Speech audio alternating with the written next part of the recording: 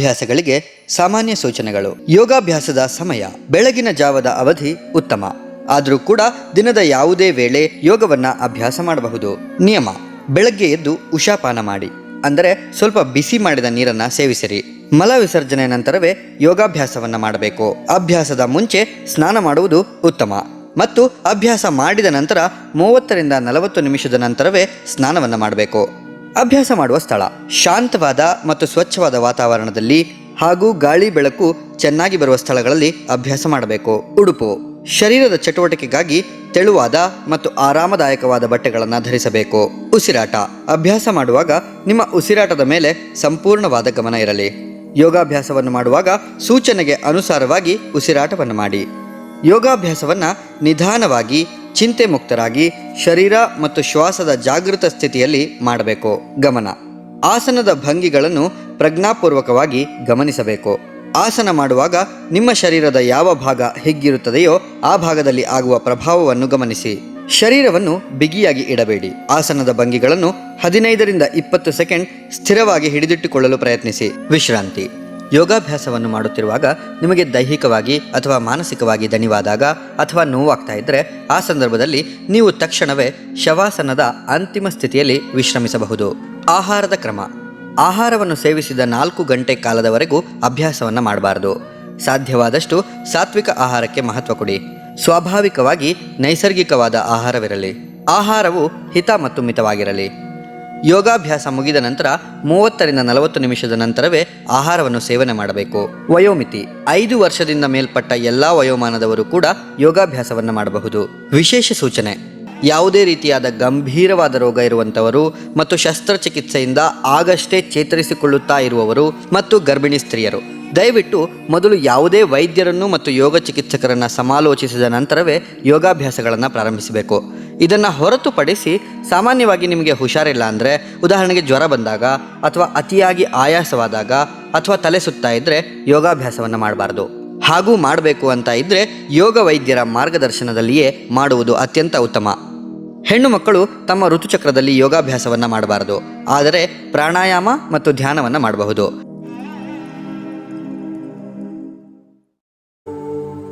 ಪ್ರಾರ್ಥನೆ: ಮೊದಲಿಗೆ ಪ್ರಾರ್ಥನೆ ಮಾಡುವ ಮೂಲಕ ಯೋಗಾಭ್ಯಾಸವನ್ನು ಪ್ರಾರಂಭಿಸೋಣ. ಯೋಗೇನ ಚಿತ್ತಸ್ಯ ಪದೇನ ವಾಚಾ ಮಲಂ ಶರೀರಸ್ಯ ಚ ವೈದ್ಯಕೇನ ಯೋಗಾಕರೋತ್ತಂ ಪ್ರವರಂ ಮುನೀನಾಂ ಪತಂಜಲಿಂ ಪ್ರಾಂಜಲಿರಾನತೋಸ್ಮಿ. ಎರಡೂ ಕೈಗಳನ್ನು ಉಜ್ಜಿ ಕಣ್ಣುಗಳ ಮೇಲೆ ನಿಧಾನವಾಗಿ ಇಡಿ. ಕಣ್ಣುಗಳನ್ನು ತೆರೆಯಿರಿ.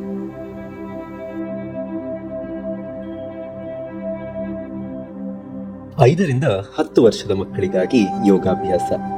ನಿಂತುಕೊಂಡು ಮಾಡುವ ಯೋಗಾಭ್ಯಾಸಗಳು. ಮೊದಲು ನಾವೆಲ್ಲರೂ ಏರೋಪ್ಲೇನ್ ಆಗೋಣ, ಅಂದ್ರೆ ವಿಮಾನದ ತರಹ ಆಗೋಣ.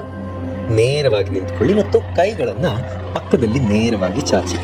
ಆಕಾಶದಲ್ಲಿ ವಿಮಾನ ಹೇಗೆ ಮೇಲೆ ಕೆಳಗೆ ಆಗುತ್ತೋ ಎಲ್ಲರೂ ನೋಡಿದ್ದೀರಿ ಅಲ್ವಾ? ನಾವು ಹಾಗೆಯೇ ಮೇಲೆ ಕೆಳಗೆ ಆಗೋಣ. 10ರಿಂದ 20 ಸೆಕೆಂಡುಗಳ ಕಾಲ ಹೀಗೆ ಮಾಡಿ, ನಂತರ ನಿಧಾನವಾಗಿ ವಿಶ್ರಾಂತಿಯ ಸ್ಥಿತಿಗೆ ಬನ್ನಿ.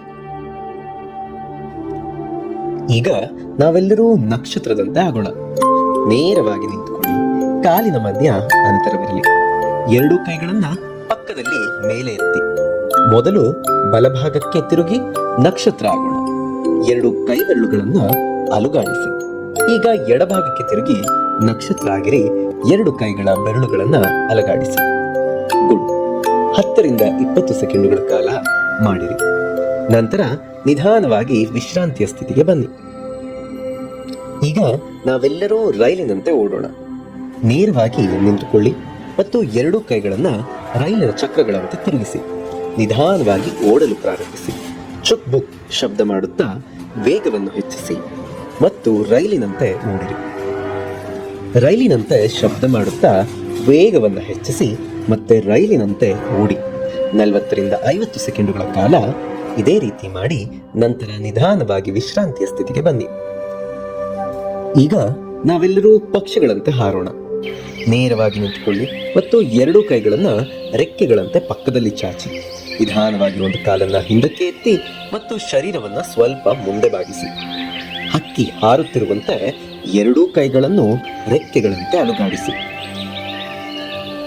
10 ರಿಂದ 20 ಸೆಕೆಂಡುಗಳ ಕಾಲ ಪಕ್ಷಿಗಳಂತೆ ಹಾರೋಣ.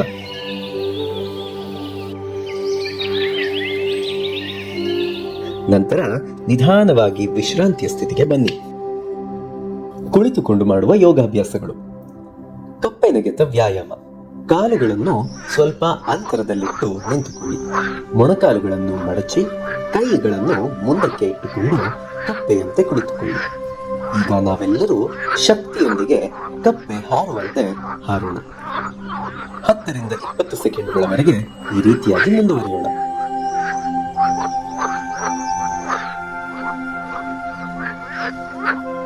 ನಿಧಾನವಾಗಿ ವಿಶ್ರಾಂತಿ ಸ್ಥಿತಿಗೆ ಬನ್ನಿ. Butterfly pose. ನೇರವಾಗಿ ಕುಳಿತುಕೊಳ್ಳಿ ಮತ್ತು ಕಾಲುಗಳನ್ನು ಮಡಚಿ ಪಾದಗಳನ್ನು ಜೋಡಿಸಿ ಎರಡೂ ಕೈಗಳಿಂದ ಪಾದಗಳನ್ನು ಹಿಡಿದುಕೊಳ್ಳಿ. ಈಗ ಚಿಟ್ಟೆಯು ರೆಕ್ಕೆಗಳನ್ನು ಪಡೆಯುವಂತೆ ಮೊಣಕಾಲನ್ನು ಮೇಲೆ ಕೆಳಗೆ ಮಾಡಿರಿ. 10 ರಿಂದ 20 ಸೆಕೆಂಡುಗಳವರೆಗೆ ಈ ರೀತಿಯಾಗಿ ಮುಂದುವರೆಸಿ. ನಿಧಾನವಾಗಿ ಕಾಲುಗಳನ್ನು ನೇರವಾಗಿ ಮಾಡಿ ಮತ್ತು ವಿಶ್ರಾಂತಿಯ ಸ್ಥಿತಿಗೆ ಬನ್ನಿ. ಸಿಂಹಾಸನ. ನಾವು ಸಿಂಹದಂತೆ ದಪ್ಪ ಮತ್ತು ಶಕ್ತಿಯುತವಾಗಿ ಕುಳಿತುಕೊಳ್ಳೋಣ. ಎರಡೂ ಕಾಲುಗಳನ್ನು ಮಡಚಿಕೊಳ್ಳಿ. ಕೈಗಳನ್ನು ಹುಲಿಯ ಪಂಜಗಳಂತೆ ಮುಂದೆ ಚಾಚಿ. ನಂತರ ಬಾಯಿ ತೆರೆದು ನಾಲಿಗೆ ಹೊರಗೆ ಹಾಕಿ ಹಾ ಎಂದು ಬುಗಿಬಿಡಿ. ಹೊಟ್ಟೆಯ ಮೇಲೆ ಮಲಗಿಕೊಂಡು ಮಾಡುವ ಅಭ್ಯಾಸಗಳು. ಹೊಟ್ಟೆಯ ಮೇಲೆ ನೇರವಾಗಿ ಮಲಗಿಕೊಳ್ಳಿ. ಕೈಗಳನ್ನು ಮುಂಭಾಗಕ್ಕೆ ನೇರವಾಗಿ ಚಾಚಿ ಮತ್ತು ಕಾಲುಗಳನ್ನು ಹಿಂಭಾಗಕ್ಕೆ ನೇರವಾಗಿ ಇರಿಸಿ. ಕೈ ಮತ್ತು ಕಾಲುಗಳನ್ನು ಒಂದೇ ಸಮಯದಲ್ಲಿ ಮೇಲಕ್ಕೆ ಎತ್ತಿ ಸೂಪರ್ ಮ್ಯಾನ್ ಹಾರುತ್ತಿರುವಂತೆ. ಈ ಭಂಗಿಯಲ್ಲಿ 10 ರಿಂದ 20 ಸೆಕೆಂಡುಗಳ ಕಾಲ ಇರಿ. ನಿಧಾನವಾಗಿ ವಿಶ್ರಾಂತಿಯ ಸ್ಥಿತಿಗೆ ಬನ್ನಿ. ಸರ್ಪಾಸನ. ಹೊಟ್ಟೆಯ ಮೇಲೆ ನೇರವಾಗಿ ಮಲಗಿಕೊಳ್ಳಿ. ಎರಡು ಕಾಲುಗಳನ್ನು ನೇರವಾಗಿ ಚಾಚಿರಿ. ಎರಡು ಕೈಗಳನ್ನು ದೇಹದ ಪಕ್ಕದಲ್ಲಿ ಇಡಿ ಅಥವಾ ಹಿಂಭಾಗದಲ್ಲಿ ಬೆರಳುಗಳನ್ನು ಜೋಡಿಸಿಕೊಂಡು ಇರಿಸಿ.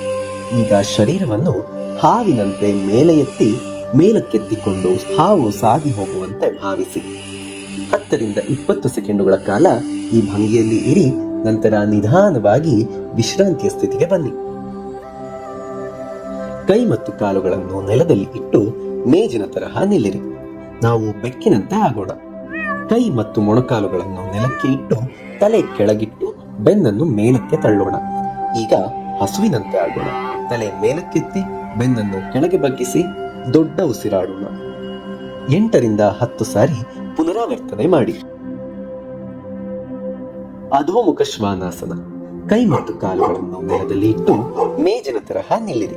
ಮೊಣಕಾಲುಗಳನ್ನು ನೇರ ಮಾಡಿ ಮತ್ತು ಎರಡು ಕೈಗಳಿಂದ ಭೂಮಿಗೆ ಆಧಾರವಾಗಿಟ್ಟು ಸೊಂಟವನ್ನು ಮೇಲಕ್ಕೆ ಎತ್ತಿ ತಲೆ ಕೆಳಗೆ ಇಟ್ಟುಕೊಂಡು ಹೊಕ್ಕುಳವನ್ನು ನೋಡಿ. ಈ ಭಂಗಿಯನ್ನು 10 ರಿಂದ 20 ಸೆಕೆಂಡುಗಳ ಕಾಲ ಹಿಡಿದಿಡಿ. ನಂತರ ನಿಧಾನವಾಗಿ ವಿಶ್ರಾಂತಿಯ ಸ್ಥಿತಿಗೆ ಬನ್ನಿ. ಬೆನ್ನಿನ ಮೇಲೆ ಮಲಗಿಕೊಂಡು ಮಾಡುವ ಅಭ್ಯಾಸಗಳು. ಸೈಕ್ಲಿಂಗ್ ವ್ಯಾಯಾಮ. ಬೆನ್ನಿನ ಮೇಲೆ ನೇರವಾಗಿ ಮಲಗಿಕೊಳ್ಳಿ ಮತ್ತು ಕೈಗಳನ್ನು ಬದಿಯಲ್ಲಿ ಇರಿಸಿ. ಕಾಲುಗಳನ್ನು ಮೇಲಕ್ಕೆ ಎತ್ತಿ ಮತ್ತು ಸೈಕಲ್ ಪೆಡಲ್ ನಡೆಸುವಂತೆ ಮೇಲಿನಿಂದ ಕೆಳಗೆ ಮತ್ತು ಕೆಳಗಿನಿಂದ ಮೇಲೆ 10 ರಿಂದ 20 ಬಾರಿ ಚಲಾಯಿಸಿ. ನಿಧಾನವಾಗಿ ಪ್ರಾರಂಭಿಸಿ ನಂತರ ವೇಗವನ್ನು ಹೆಚ್ಚಿಸಿ. ನಿಧಾನವಾಗಿ ವಿಶ್ರಾಂತಿಯ ಸ್ಥಿತಿಗೆ ಬನ್ನಿ. ಸೇತುಬಂಧಾಸನ. ಬೆನ್ನಿನ ಮೇಲೆ ನೇರವಾಗಿ ಮಲಗಿಕೊಳ್ಳಿ ಮತ್ತು ಕೈಗಳನ್ನು ಬದಿಯಲ್ಲಿ ಇರಿಸಿ. ಎರಡು ಮೊಣಕಾಲುಗಳನ್ನು ಮಡಚಿಕೊಳ್ಳಿ. ಈಗ ನಿಧಾನವಾಗಿ ಸೊಂಟವನ್ನು ಮೇಲೆ ಎತ್ತಿ 10 ರಿಂದ 20 ಸೆಕೆಂಡುಗಳ ಕಾಲ ಈ ಭಂಗಿಯಲ್ಲಿ ಇರಿ. ನಂತರ ನಿಧಾನವಾಗಿ ವಿಶ್ರಾಂತಿ ಸ್ಥಿತಿಗೆ ಬನ್ನಿ. ಈಗ ನಾವೆಲ್ಲರೂ ದೋಣಿ ನಡೆಸೋಣ. ಈಗ ನಾವೆಲ್ಲರೂ ಕೆಳಗೆ ಕುಳಿತುಕೊಳ್ಳೋಣ ಮತ್ತು ಕಾಲುಗಳನ್ನ ಮುಂಭಾಗಕ್ಕೆ ನೇರವಾಗಿ ಚಾಚೋಣ. ಶರೀರವನ್ನ ಸ್ವಲ್ಪ ಹಿಂದಕ್ಕೆ ಬಾಗಿಸಿ ಮತ್ತು ಸಮತೋಲನವನ್ನು ಕಾಯ್ದುಕೊಳ್ಳಿ. ದೋಣಿ ಸಾಗುತ್ತಿರುವಂತೆ ಎರಡೂ ಕೈಗಳಿಂದ ಹುಟ್ಟನ್ನು ಮುಂದಕ್ಕೆ ಹಿಂದಕ್ಕೆ ಚಲಾಯಿಸಿ ನಂತರ ನಾವೆಲ್ಲರೂ ದೋಣಿಯಂತಾಗೋಣ. 10 ರಿಂದ 20 ಸೆಕೆಂಡುಗಳ ಕಾಲ ಸ್ಥಿರವಾಗಿರಿ. ನಂತರ ನಿಧಾನವಾಗಿ ವಿಶ್ರಾಂತಿಯ ಸ್ಥಿತಿಗೆ ಬನ್ನಿ. ಪ್ರಾಣಾಯಾಮ. ಉಸಿರಾಟದ ಪ್ರಕ್ರಿಯೆ. ಸುಖಾಸನದಲ್ಲಿ ನೇರವಾಗಿ ಕುಳಿತುಕೊಳ್ಳಿ. 2 ಕೈಗಳನ್ನು ಜ್ಞಾನ ಮುದ್ರೆಯಲ್ಲಿ 2 ಮೊಣಕಾಲಿನ ಮೇಲೆ ಇಡಿ. ಕಣ್ಣುಗಳನ್ನು ಮುಚ್ಚಿಕೊಳ್ಳಿ. ಈಗ ಉಸಿರನ್ನು ತೆಗೆದುಕೊಳ್ಳಿ. ನಿಧಾನವಾಗಿ ಉಸಿರನ್ನು ಬಿಡಿ. ಈ ಅಭ್ಯಾಸವನ್ನು 5 ರಿಂದ 6 ಸಾರಿ ಪುನರಾವರ್ತಿಸಿರಿ. ಭ್ರಮರಿ ಪ್ರಾಣಾಯಾಮ. ಸುಖಾಸನದಲ್ಲಿ ನೇರವಾಗಿ ಕುಳಿತುಕೊಳ್ಳಿ. 2 ಕೈಗಳಿಂದ ಕಣ್ಣುಗಳನ್ನು ಮುಚ್ಚಿಕೊಳ್ಳಿ. ನಿಧಾನವಾಗಿ ಉಸಿರನ್ನು ತೆಗೆದುಕೊಳ್ಳಿ. ದುಂಬಿಯ ನಾದದಂತೆ ನಾದ ಮಾಡುತ್ತಾ ಉಸಿರನ್ನು ನಿಧಾನವಾಗಿ ಹೊರಗೆ ಬಿಡಿ.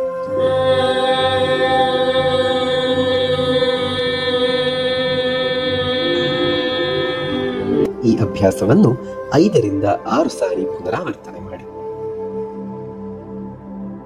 ಓಂ ಚಾಂಟಿಂಗ್. ಸುಖಾಸನದಲ್ಲಿ ನೇರವಾಗಿ ಕುಳಿತುಕೊಳ್ಳಿ. 2 ಕೈಗಳನ್ನು ಜ್ಞಾನ ಮುದ್ರೆಯಲ್ಲಿ 2 ಮೊಣಕಾಲಿನ ಮೇಲೆ ಇಡಿ. ಕಣ್ಣುಗಳನ್ನು ಮುಚ್ಚಿಕೊಳ್ಳಿ. ನಿಧಾನವಾಗಿ ಉಸಿರನ್ನು ತೆಗೆದುಕೊಳ್ಳಿ. ಓಂಕಾರ ನಾದ ಮಾಡುತ್ತಾ ಉಸಿರನ್ನು ನಿಧಾನವಾಗಿ ಹೊರಗೆ ಬಿಡಿ. ಈ ಅಭ್ಯಾಸವನ್ನು 5 ರಿಂದ 6 ಸಾರಿ ಪುನರಾವರ್ತನೆ ಮಾಡಿ.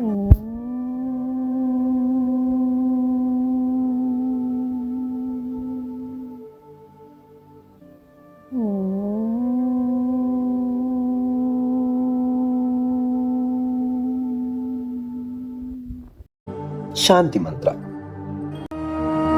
सर्वे भवन्तु सुखिनः सर्वे सन्तु निरामयाः सर्वे भद्राणि पश्यन्तु मा कश्चित् दुःखभाग् भवेत्।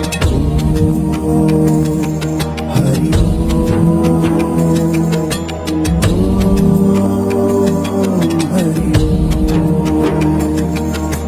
सर्वे भवन्तु सुखिनः सर्वे सन्तु निरामयाः सर्वे भद्राणि पश्यन्तु मा कश्चित् दुःखभाग् भवेत्। ॐ शान्ति शान्ति शान्तिः।